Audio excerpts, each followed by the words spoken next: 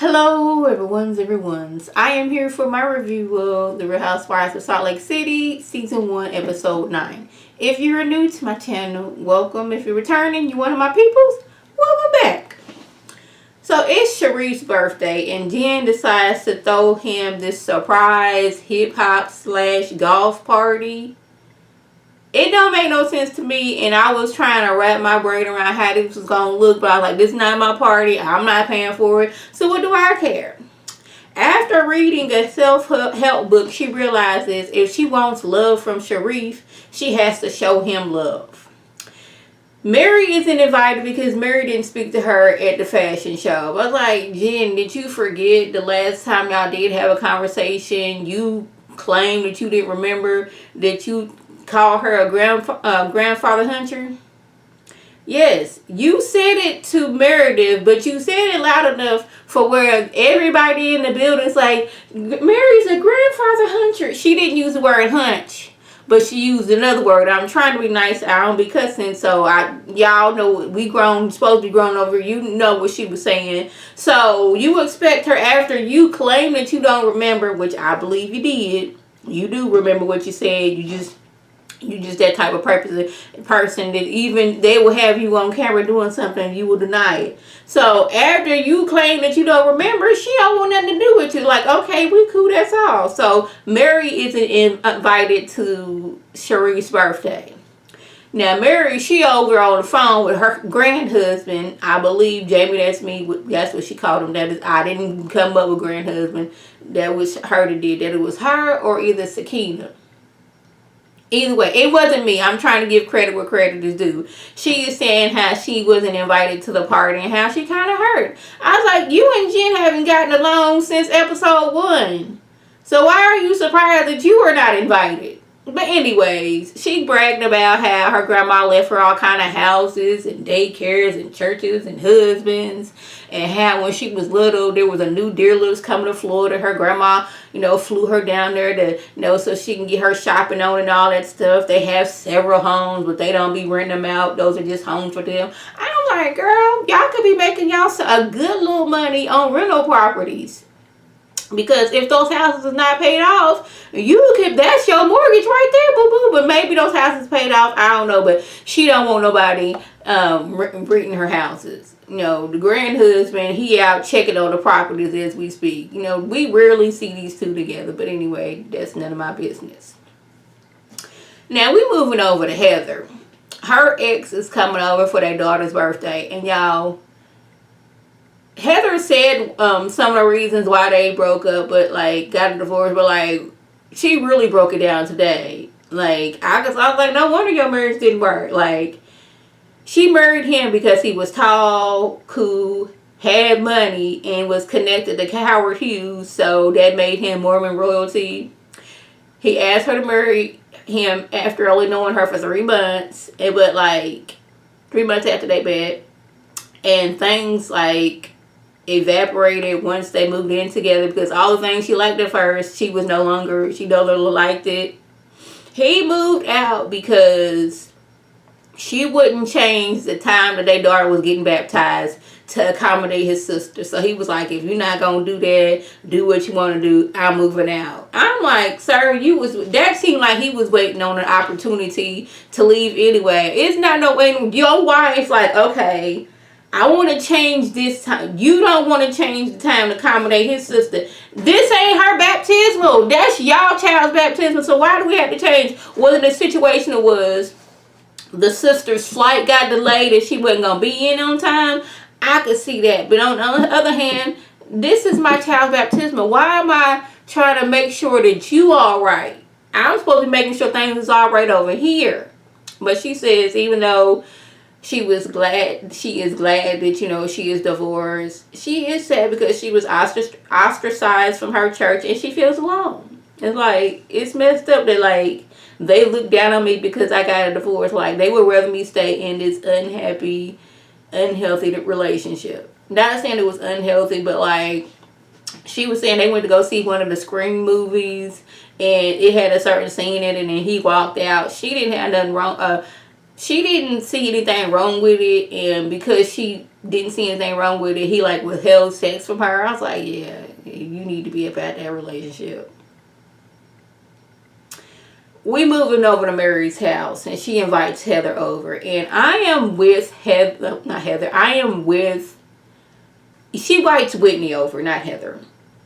She asks people to put on these little booties when they come into her house, because you be walking outside, ain't no telling what you stepped on. The outside is dirty as all get out. I don't want you bringing that dirt from the outside inside of my house. Please and thank you. So I was like, okay, I understand, put on these booties. I don't want these germs on your shoes inside my house. But then I got to looking at her bedroom, which, sidebar, why was I even in her bedroom? She got a whole house. She got a living room, she got a kitchen, she got a dining room, she got a den. Why are they in her bedroom? But anyway, her room is full of clothes. She got the closet in the bedroom. She got clothes everywhere. She got the ugliest all get out bed, and it was just like too much. I'm like, before they showed this, and I was like, why does she put the stuff in other closets? Well, apparently other rooms in the house are full of clothes. So it's like borderline, you a hoarder for fashion?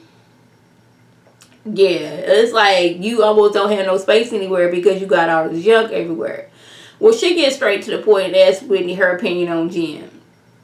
Mary thinks that the group is scared of Jen. And I was like, I can see that. Because Jen, she be getting blowing off in the mouth. And don't nobody want to sit there and listen to that. Nobody yapping like that. It's like, you scared to say something because you don't want her jumping on you. And she says that Meredith and Lisa said that they are scared of Jen. Now, Meredith planted a seed in Whitney's head. So now she got to figure out what she going to do with this information. Whitney, she over okay, first of all, am I the only one tired of Brooks? Am I the only one tired of Brooks on the scene? It seemed like when Meredith is on camera, Brooks is on camera. Brooks is gonna make sure he is seen on this show. And I don't watch all of the Housewives franchises. I watched Atlanta, Potomac, and Salt Lake City. Do the kids in other franchises like New York, New Jersey, Orange County, Beverly Hills, Dallas, do their children have confessionals? If they do, drop it below. But I'm like, Brooks doing too much. Why is he on camera all the time? It's Real Housewives, not Real Housewives and their kids. But anyway, Whitney, she is speaking to her friend Sarah, and she's saying how her in-laws basically don't really like her that much. They told her she will never replace their son's ex.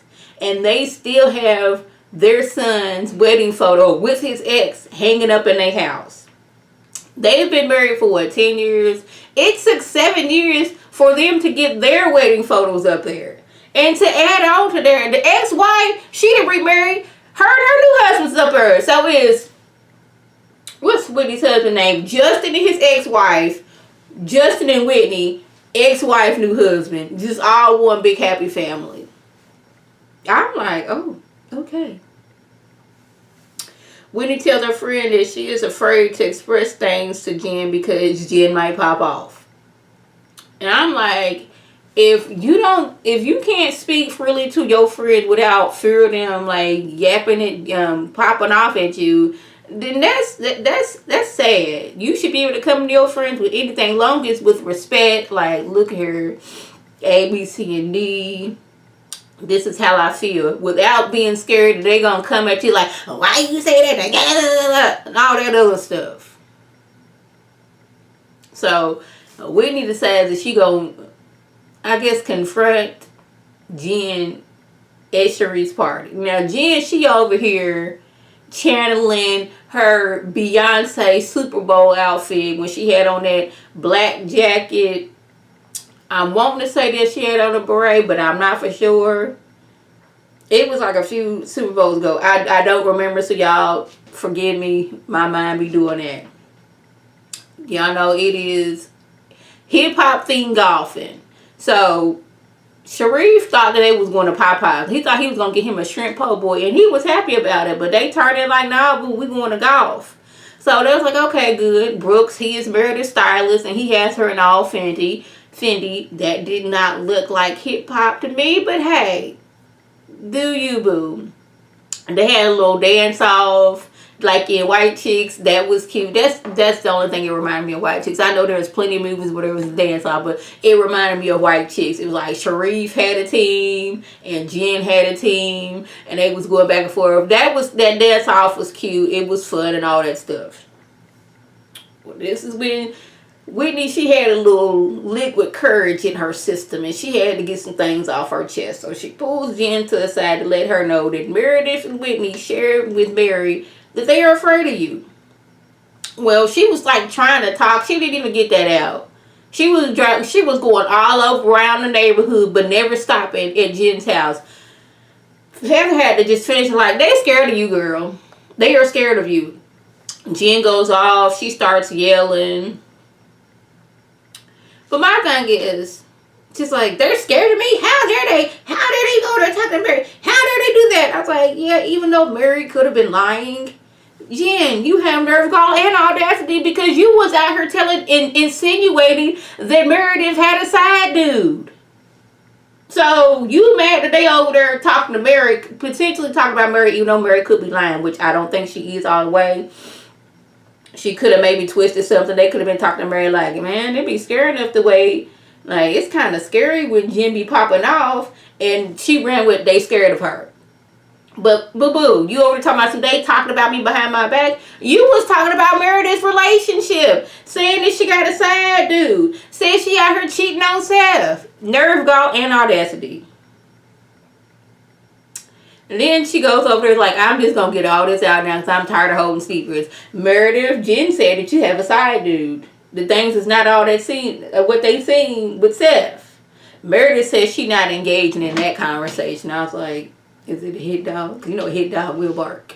I don't know. Maybe she's like, you drunk right now. I ain't trying to really deal with that.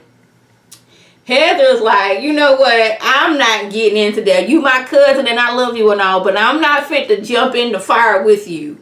I'm going to stay my tail back over here. That's what I'm going to do. I ain't trying to take the wrath of Jim. Y'all, the Sharif Jr.'s face when his mama was going off was just too funny. He was like, word. Like, I'm pretty sure you seen your mama go off before. We did see Sharif telling the youngest son, Omar, your mama got drunk and she cutting up or said some mess like that. But now Whitney, she at fault. This all Whitney's fault, according to them. Whitney brought the mess over here. How dare she? But I'm like, Jen, you was talking about Meredith and her relationship. You started doing that because you was mad that she went to church with Mary. And you felt that if you my friend, you're not supposed to be going to church with Mary. Yeah, Mary could have been lying, but it could have been her telling the truth as well. That they scared of you. Look how you popping off right now, boo-boo. Yeah. It is sad that this episode was giving more than all of the episodes of Real Housewives of Atlanta this season combined. That is sad. So I don't know what's going to happen with Whitney next because Jen, she didn't doggone cross. Jen feels that you have crossed me and, you know, you out here going to Mary and Mary out here lying on me. Meredith is looking at you sideways like you brought me this information. But she brought you information that Jenny brought her. And I'm pretty sure she told Heather the same thing.